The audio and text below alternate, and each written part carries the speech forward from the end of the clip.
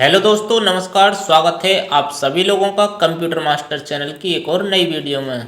तो दोस्तों, अगर आप भी इस तरीके का नोटबुक पेपर एमएस वर्ड के अंदर डिजाइन करना सीखना चाहते हैं तो दोस्तों आपने बिल्कुल सही वीडियो पर क्लिक किया है, क्योंकि दोस्तों आज मैं आप लोगों को इस वीडियो के अंदर इस तरीके का नोटबुक पेपर एमएस वर्ड के अंदर कैसे डिजाइन किया जाता है यही सिखाने वाला हूँ। तो दोस्तों, अगर आप भी इस तरीके का नोटबुक पेपर एमएस वर्ड के अंदर डिज़ाइन करना सीखना चाहते हैं तो आपको इस वीडियो को शुरू से अंत तक बिल्कुल पूरा देखना है, क्योंकि दोस्तों मैं इस वीडियो के अंदर आप लोगों को एकदम शुरू से और स्टेप बाय स्टेप सिखाने वाला हूं। और दोस्तों ये जो तरीका होगा ये बिल्कुल आसान तरीका होगा। तो दोस्तों अगर आप इस वीडियो को शुरू से अंत तक पूरा देखते हो तो दोस्तों मैं आपको एकदम 100% भरोसा दिलाता हूं कि आप इस तरीके का नोटबुक पेपर एकदम आसानी से डिज़ाइन करना सीख जाओगे। तो दोस्तों अगर आप भी कंप्यूटर में हर रोज़ कुछ नया सीखना चाहते हैं तो प्लीज़ हमारे चैनल को आप ज़रूर सब्सक्राइब कर लें, क्योंकि दोस्तों मैं इस चैनल पे इस तरीके के वीडियो लाता रहता हूँ। और साथ ही साथ दोस्तों घंटी का जो बटन है उसे ऑल पर सेट कर लेना है, ताकि मैं आगे आपके लिए और भी वीडियो लेके आऊँ तो उनकी नोटिफिकेशन सबसे पहले आपको मिल सके और आप हमारी वीडियो देख पाएँ सबसे पहले। और दोस्तों अगर आपको ये वीडियो इंफॉर्मेटिव और यूजफुल लगे तो प्लीज़ वीडियो को एक लाइक ज़रूर कर देना है, और आपको ये वीडियो कैसी लगी हमें एक कमेंट करके आपको ज़रूर बताना है। तो दोस्तों समय ना गंवाते हुए सीधे चलते हैं अपने टॉपिक की तरफ। तो दोस्तों सबसे पहले मुझे एक नया पेज लेना है। तो नया पेज लेने के लिए मैं शॉर्टकट की का इस्तेमाल करूंगा, जो कि है Ctrl+N। तो इस तरीके से एक नया पेज ओपन हो चुका है। तो दोस्तों अगर आप शॉर्टकट की के बारे में नहीं जानते हो तो कंट्रोल की के साथ में ए से लेके जेड तक की जितनी भी शॉर्टकट की है उनकी मैं वीडियो पहले ही बना चुका हूँ। तो अगर आप भी शॉर्टकट की के बारे में सीखना चाहते हो तो आपको उस वीडियो का लिंक इस वीडियो के डिस्क्रिप्शन में मिल जाएगा। तो आप उस वीडियो को देखने के बाद एकदम आसानी से सभी शॉर्टकट की के बारे में आसानी से सीख जाओगे। तो दोस्तों नोटबुक पेज डिजाइन करने से पहले हमें अपने पेज का मार्जिन सेट कर लेना है। तो दोस्तों जब आप भी नोटबुक पेज डिजाइन करोगे तो उससे पहले आपको भी मार्जिन सेट कर लेना है। तो किस तरीके से मार्जिन सेट करते हैं, तो मार्जिन सेट करने के लिए हमें यहाँ पे लेआउट वाले ऑप्शन पे आना है। तो इस लेआउट वाले ऑप्शन पे क्लिक करना है। क्लिक करने के बाद में और उसके बाद मार्जिन वाले ऑप्शन पे आ जाना है। ये आप कोने में देख सकते हैं मार्जिन वाला ऑप्शन है, इस पर क्लिक करना है। क्लिक करने के बाद सबसे नीचे कस्टम मार्जिन जो लिखा हुआ है इस पर क्लिक करना है। क्लिक करने के बाद में यहाँ पे जो मार्जिन्स लिखा हुआ है इस पर क्लिक करना है। क्लिक करने के बाद में आप देख सकते हैं कि जहाँ पे ये 1 1 लिखा हुआ है, इधर भी ये टॉप में 1 लिखा हुआ है, लेफ्ट में 1 लिखा हुआ है और बॉटम में 1 लिखा हुआ है और राइट में भी ये 1 लिखा हुआ है। तो इसे 0 कर लेना है।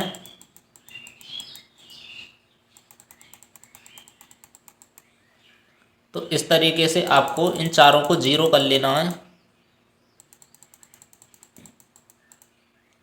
और 0 करने के बाद में सबसे नीचे जो ओके का ऑप्शन है इस पर क्लिक कर देना है। क्लिक करने के बाद अभी आप देख सकते हो कि जो कर्सर यहाँ पे था अब वो कर्सर बिल्कुल ऊपर कोने में पहुँच चुका है, सबसे ऊपर। उसके बाद हमें जाना है साइज़ वाले ऑप्शन पे।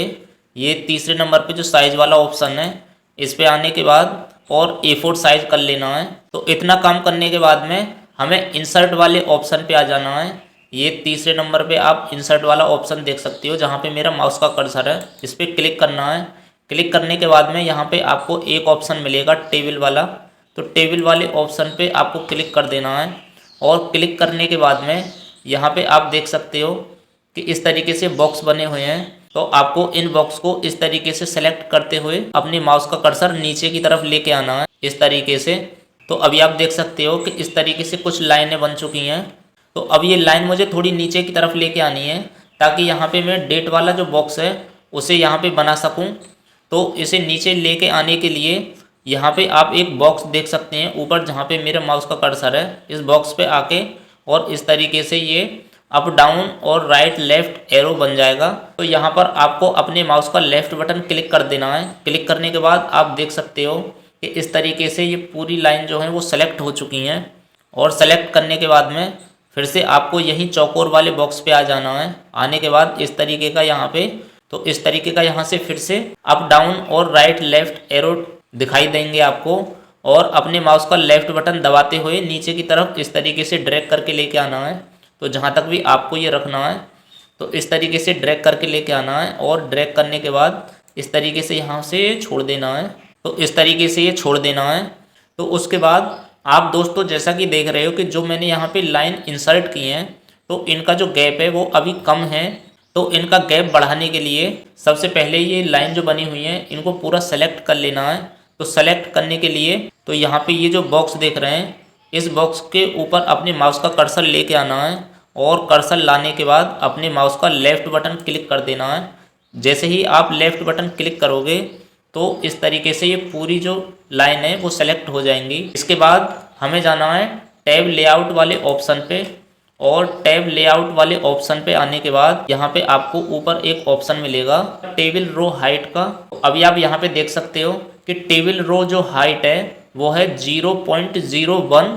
तो ये मुझे 3 कर लेनी है। तो 3 करने के लिए यहाँ पे आपको 2 एरो दिखाई दे जाएंगे। तो आपको ऊपर वाले एरो पे क्लिक करना है और जैसे ही आप क्लिक करोगे तो जैसे ही आप अप वाले एरो पे क्लिक करोगे तो ये 1 से 2 हो जाएगा, 2 से 3 हो जाएगा। तो इस तरीके से ये गैप जो है वो ज़्यादा हो जाएगा। और अगर आपको गैप कम करना है तो डाउन वाले एरो पे आप जैसे ही क्लिक करोगे तो इस तरीके से गैप कम हो जाएगा। तो फिलहाल इसका गैप मुझे 3 रखना है। तो जैसे मैंने यहाँ पर 3 की है तो 3 करने के बाद जो हमारी नोटबुक पेज के अंदर लाइन का गैप होता है ये ठीक उसी तरीके से हो चुका है। उसके बाद फिर से हमें और लाइनें बनानी है। तो और लाइन बनाने के लिए हमें सबसे नीचे वाली जो लाइन है इसमें हमें एक बार अपने माउस का लेफ़्ट बटन क्लिक कर देना है। तो क्लिक करने के बाद इस तरीके से कर्सर नीचे आ जाएगा और नीचे आने के बाद हमें अपने कीबोर्ड के अंदर टैब वाली जो की है उसको प्रेस करना है। तो जैसे ही आप टैब वाली की को प्रेस करोगे तो यहाँ पे और लाइनें इस तरीके से बनना स्टार्ट हो जाएंगी। तो इस तरीके से हम और लाइनें बना सकते हैं। और लाइन बनाने के बाद तो इस तरीके से लाइनें बनाने के बाद मुझे यहाँ पे ऊपर डार्क रेड लाइन लेनी है जो कि मैंने आपको पेज दिखाया था उसके अंदर बनी हुई थी। 2 लाइनें ऊपर रेड कलर की थी और 2 लाइनें ऐसे नीचे की तरफ बनी हुई थी रेड कलर की।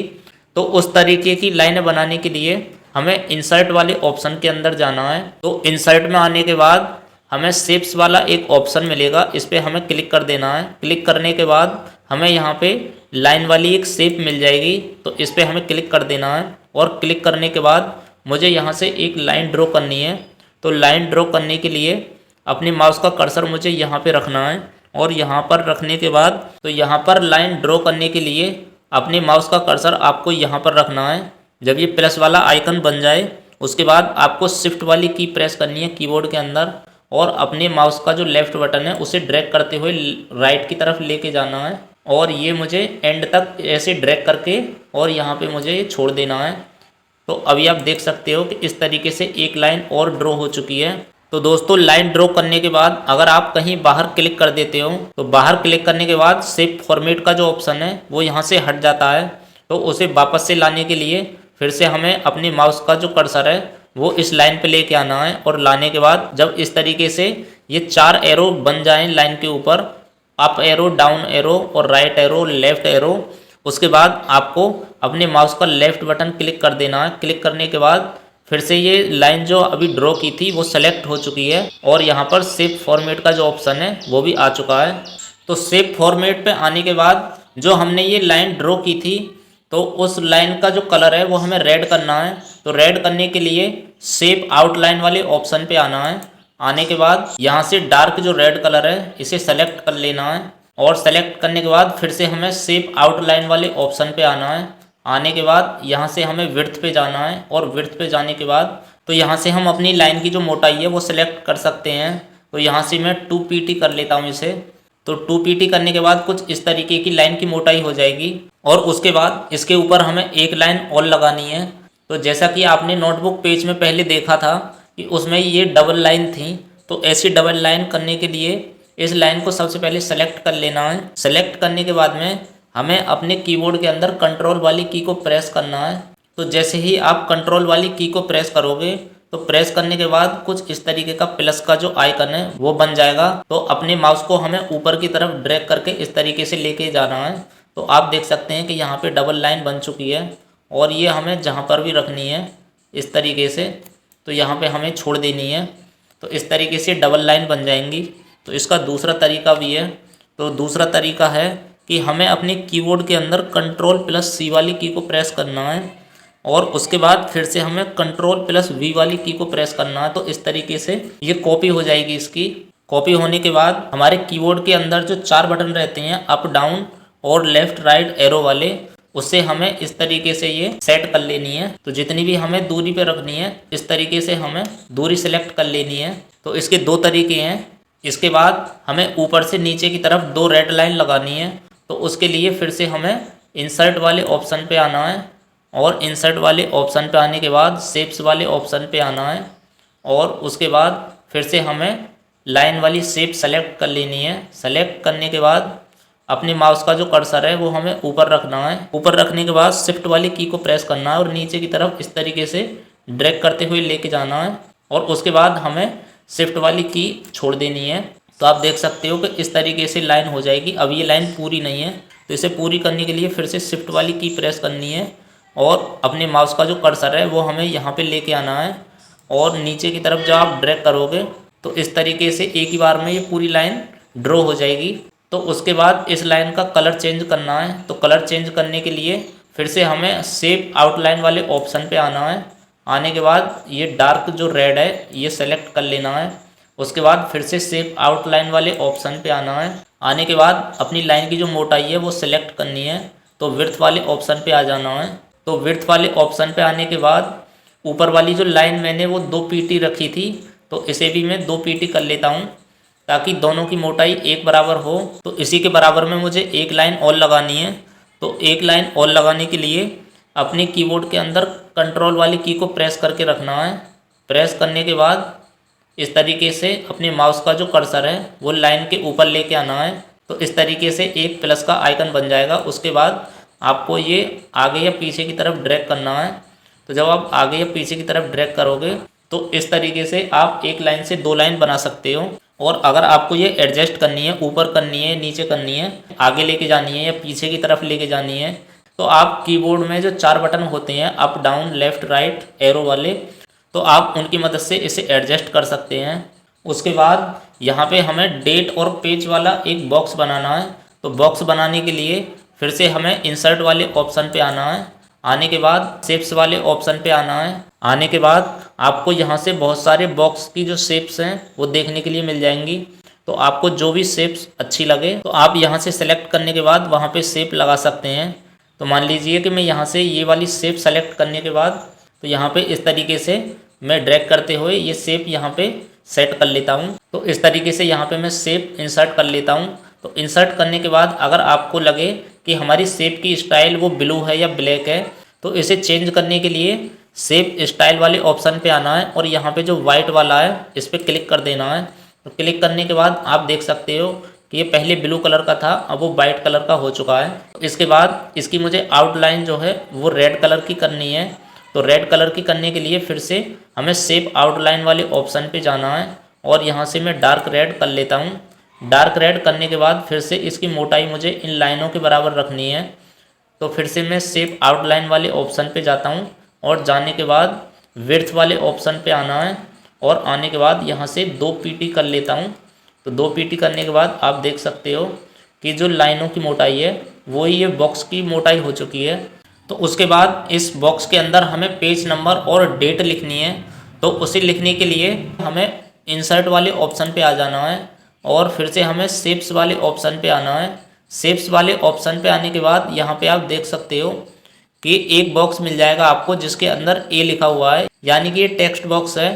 तो आपको नीचे की तरफ मिल जाएगा या आपको ऊपर ही मिल जाएगा। तो आपको यहाँ से ये टेक्स्ट बॉक्स सेलेक्ट कर लेना है।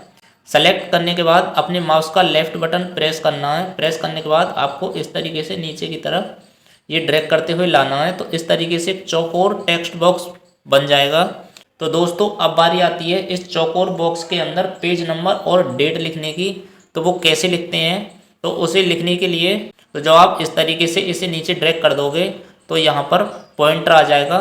तो यहाँ पे मैं लिख लेता हूँ पेज नंबर और पेज नंबर लिखने के बाद आगे मुझे डॉट डॉट करनी है। तो डॉट डॉट करने के लिए तो आपको कीबोर्ड के अंदर एक की मिल जाएगी। तो आपको उसके अंदर डॉट डॉट मिल जाएंगी।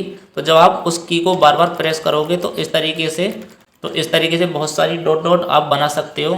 इसके बाद मुझे नीचे डेट लिखनी है, तो डेट लिखने के लिए तो जैसे ही आप एंटर करोगे तो एंटर करने के बाद आप पेज नंबर के डायरेक्ट नीचे आ जाओगे। तो यहाँ पे लिख लेना है डेट। तो डेट लिखने के बाद फिर से यहाँ से मुझे डॉट डॉट कर लेना है।